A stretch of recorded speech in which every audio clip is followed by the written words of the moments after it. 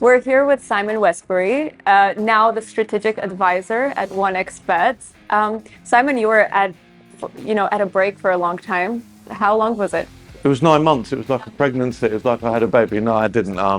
It was 9 months out. It was time I needed. I needed to recharge. I didn't realise how much the last 5.5 years had taken out of me.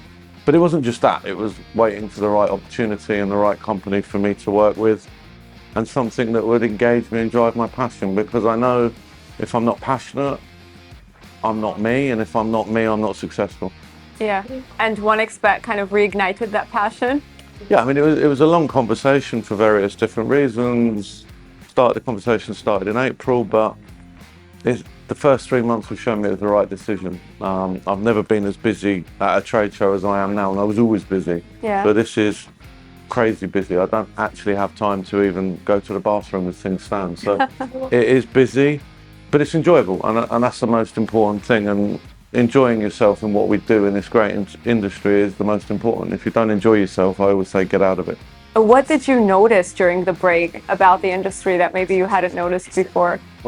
I think when you step back out, I've always been a bit cynical, but I became a lot more cynical especially towards the end of year, when people were doing their end of year wrap-ups, talking about, and I think we discussed it in January in Barcelona, about how people were talking about, oh yeah, I've had 500 internal meetings. That's not an achievement. So I became a bit more cynical. I kind of realized the industry had stagnated, because you spend quite a lot of time at LinkedIn looking at different things, and you understand that there's not as much innovation as people talk about.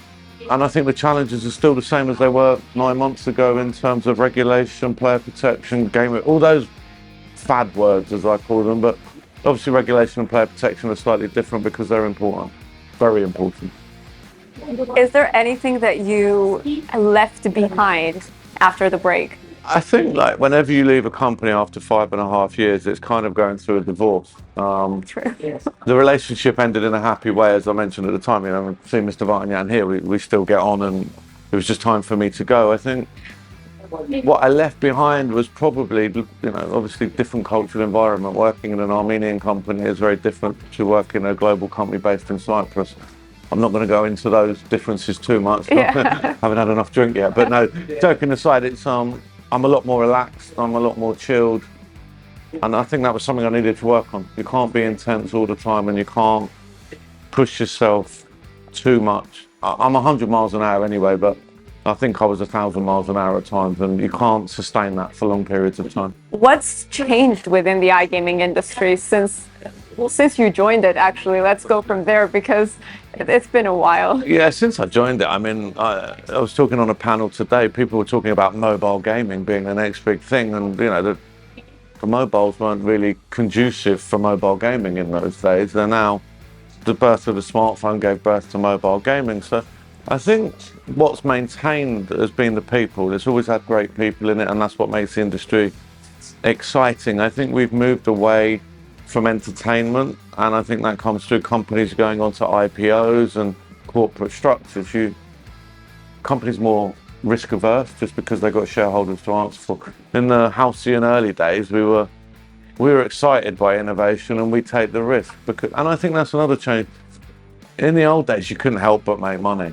Yeah. Now it's becoming more challenging to make money, and I think that's kind of killed a bit of innovation and a bit of drive. But we've grown up as an industry as well. I always quote my great friend Roger Withers, who said, I retired because I used to come in from the bar at 6 a.m. and see people in the hotel bar. And when I used to come back from at 6 a.m, the CEOs were in the gym. So I think that's a good change in the industry. Even I was out boxing at 7:30 the other day before the show. But we've grown up, and I think we still have the same challenges that have grown over time around regulation that everyone talks about. But I think at the core, the people that drive the industry, although some have evolved, some have retired, the new people come in are the right kind of people, and it's the people that make this industry.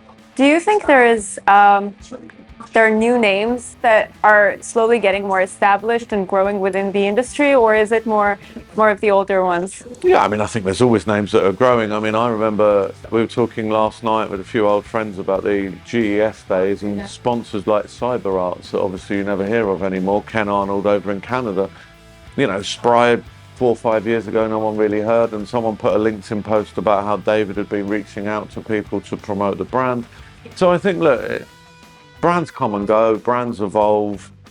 There's always the next big thing. There's always something that's going to happen. And one thing I do notice is a lot of people come and talk to me and go, have you seen this? I've got the next big idea. And then you're like, have you not heard that company X is doing it? And I think some people get a little bit excited rather than doing a full competitive analysis of the market. But I think one of the good things, even as an operator, we've just got our license in Serbia recently. We're young in that market, but we're going to challenge that market and we're going to try and become a market leader. So even established companies like OneXpert are growing and evolving all the time. How do you keep the traditional balance and also bringing in new innovation within the company? I like organic. Innovation I think should become organically. And I think, there's a very good printing company that's made a lot of money in Lisbon over the last couple of days by making little stickers that say powered by AI. And that's not being derogatory about AI. I think AI is a tool that will become increasingly important. And it was something I spoke about in 2019. But I think it has to be organic. And I think that also comes to companies' evolution. I think every company has a culture, every company has an ethos. And, OneXpert is, to grow. More regulated markets, we embrace that and we challenge that while looking at player protection. But that's grown over time. When we were formed, some of these things weren't even discussed. So I think everything has to be organic, but everything has to be done within your core values and your core passion. Is there a leadership principle that's universal for all, you think? I don't know about universal for all. I can say that I believe in honesty, integrity, and openness. And there's a book that I want to read. It's called Radical Candor. Someone was talking about it. And it was interesting to me because I am a direct person and I'm quite honest, but actually, I'm sure you'll understand, working in an Armenian company, being direct wasn't always my best approach. But actually, I think there is a room for honesty, but how you deliver that honesty is important. I think that's something I can involve in. But I think integrity is the most important, and a passion and a desire to succeed, because integrity is basically behaving the same way if no one's watching. And I think if you have that, and I believe in fairness, and that's one of the reasons I joined OneXpert was because I don't believe the treatment to them has been fair at times, and I wanted to challenge that perception, and I wanted to be part of the story that people understood what a great company and what great people are behind OneXpert.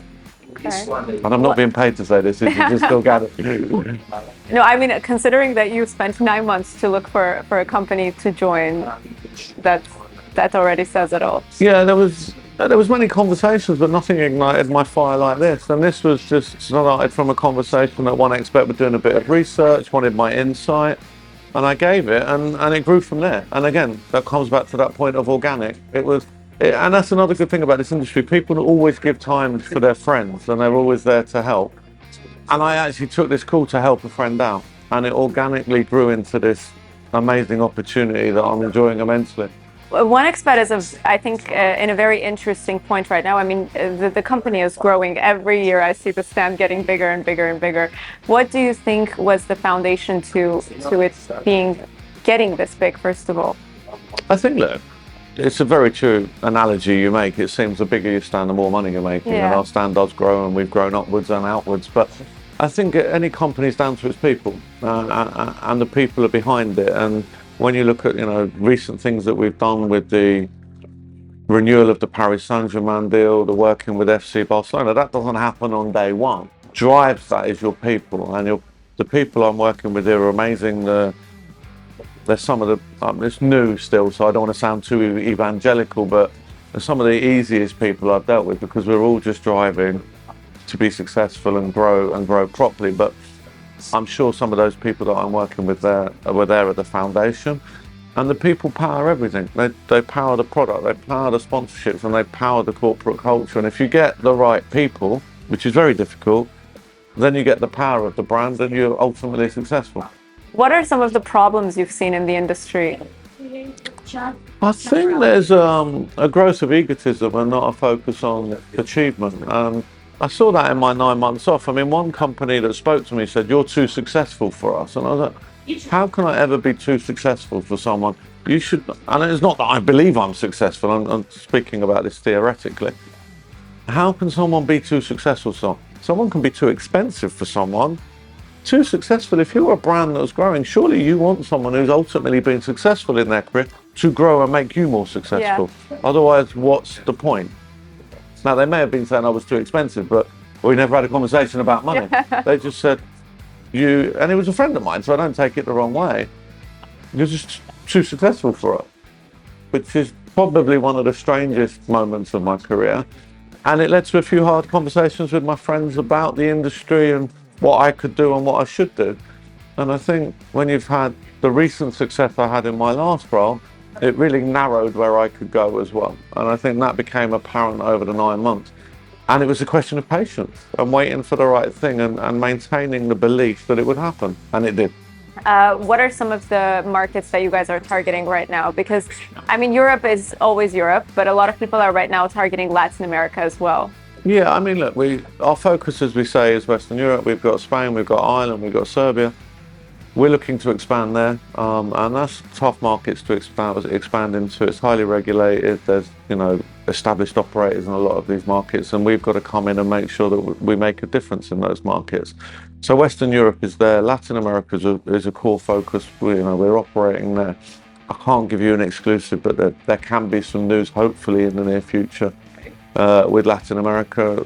We're big in Africa, and obviously we're big in Eurasia, as I spoke about on the panel today. You never want to say global domination, because I don't believe you can always be the biggest in every market, but we want to be a global company that's very successful, and I think we are, but we want to keep growing on that success, engaging in more regulated markets and empowering our people to make this brand and company even stronger and better than it is all the time.